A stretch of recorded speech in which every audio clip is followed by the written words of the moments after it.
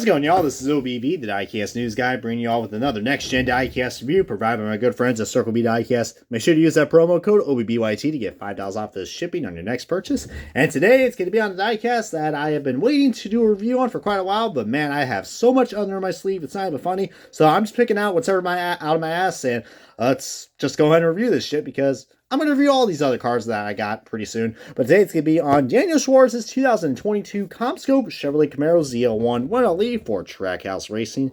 As you guys know, I've always collected the COMMSCOPE cars, and this is the third one in a row that I got. And somehow, some way, the COMMSCOPE cars always improve every single year. I don't know how they do it, but out of all the Suarez cars I decided to pick up, this is the one that I said, hey, I have to get this because this thing is quite beauty and not really a ruckus. Anyways, without that bad pun out of the way, let's go and kick off this diecast review, the official unboxing of the Daniel Suarez 2022 COMMSCOPE car. And alrighty, guys, we got this diecast out of its box, and yeah, I mean, this is probably considered Daniel Suarez's primary car. I mean, he drove this car for like 12 races throughout the 2022 NASCAR Cup Series season, and this car, let me just say, guys, I mean, the COMMSCOPE car always looks great. I love the different color combinations that you get right here with the orange and the black and the purple and blue and green. I mean, very, very colorful car, guys. I just love how Trackhouse does these paint schemes, guys. I mean, I love the placement of the logos as well. The Ruckus logo goes well with that orange. As you guys know, I mean, Ruckus and COMMSCOPE, they were, I guess you could say, they're basically considered what Eris is. I mean, you can tell by that orange. You can definitely tell that it looks like an Eris orange. So if you guys remember that nice little Eris car that Carl Edwards and then Suarez also used to drove in. They kind of, like, I guess, collaborated, like, back in, like, 2019 or 2020. I think 2020, because that's when he drove the Gaunt Brothers car. Which, by the way, if you guys can find that COMMSCOPE 2020 car, good luck. I mean, it is pretty rare to find. But heck, I did end up picking up that car and the 2021 car, which might give a little hint of what the comparisons could be for this. But dude, well, what a cool looking paint scheme, guys. I mean, this right here just really catches the eye with these different type of colors. And you got like these little wave lines right here, because, you know, this has something to do with like modems or something like that, or networking. So heck, you know, really awesome, guys. But yeah, I mean, Daniel Suarez has had, I guess you could say, not really good memorable moments in this car. I mean, I think he's had, you know, I think, what was it, like, he had a really bad crash in this car at Las Vegas for the Pennzoil 400, the early Las Vegas race. It was like a head-on impact that he had, and that was at the Coca-Cola 600. He got into that pretty nasty wreck that involved, you know, that famous Chris Buescher flip. And then, yeah, well, I think he got pancaked, I think, what was it, like, I think he got loose from Briscoe, and then I guess Todd Gilliland like hit him in the back end, which, by the way, I am planning to review the Todd Gilliland Boot Barn car pretty soon, so if you guys are ready for your booties on that one, then go ahead and, you know, click subscribe and like this video, because, heck, we have a lot more next-gen diecast to review, as I promised y'all. But get back to the diecast, guys. My God, this is just, I said it once, I say it again, guys. The COMMSCOPE cars never fail. As I'm trying to like figure out, is that okay? I thought I got a little nervous. I'm like, wait, is that a decal error, or is my diecast car, like the actual chassis, like dented? But no, it's just how the diecast metal or the diecast you know, metal is, like how it's cut. I don't know. It looks kind of wonky, though. I will say that. But speaking more wonky, look at that window right there, kind of sticking out ever so slightly. But heck, it is still better than a PTC mold diecast. Am I right? Which, by the way, you can also pick this car up, I believe, in the newest wave for NASCAR Authentics, which I believe is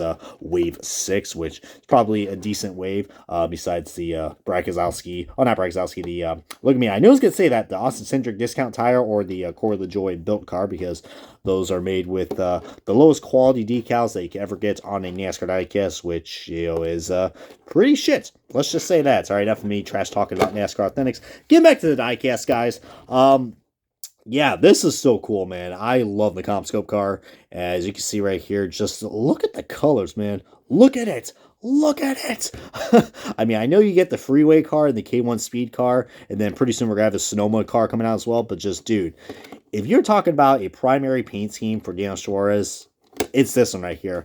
Although a lot of Suarez fans are not too happy. I mean, well, what happened to him during the playoffs? I mean, he had no control over this, but I believe the last time he drove the COMMSCOPE car, guys, was when he was in the playoffs at the Charlotte Roval cutoff race.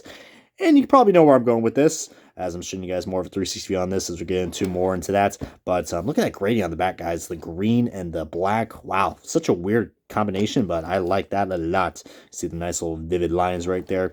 But yeah, long story short, Daniel Suarez had power steering issues, and it caused him to advance into the next round of the playoffs.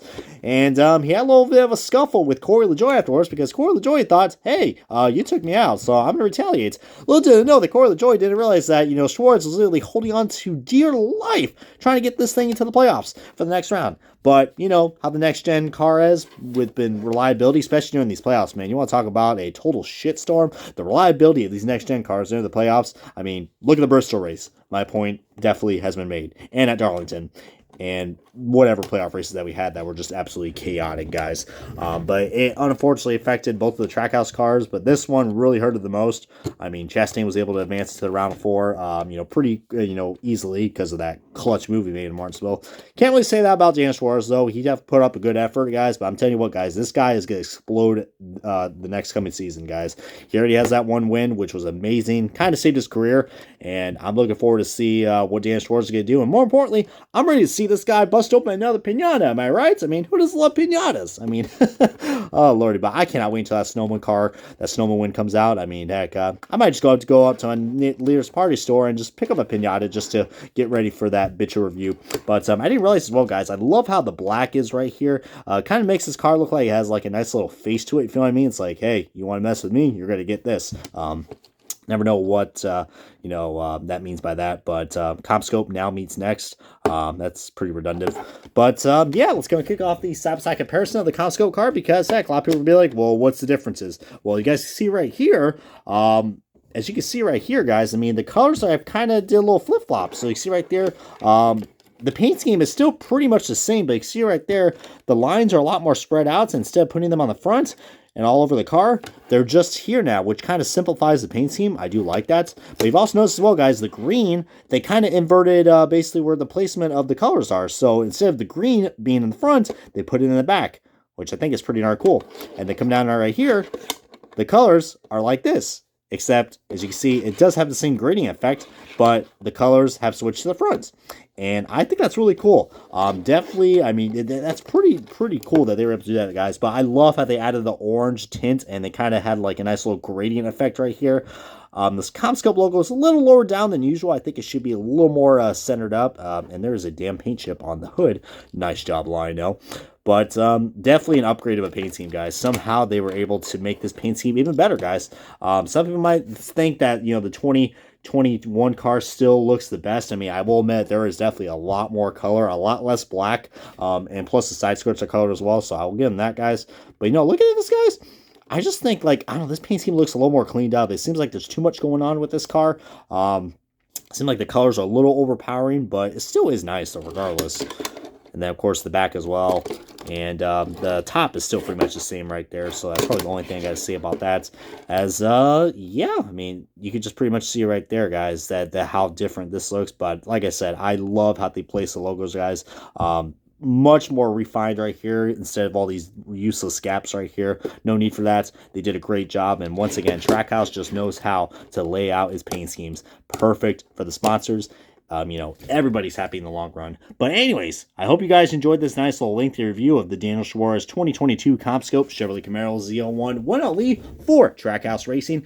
Come subscribe and submit OBB. Hope you guys are, gonna have yourself a good new year. And let's kick this new year off rock and rolling with some more diecast reviews very soon. Appreciate you guys' continued support. And let's get more rock and rolling on to the next review.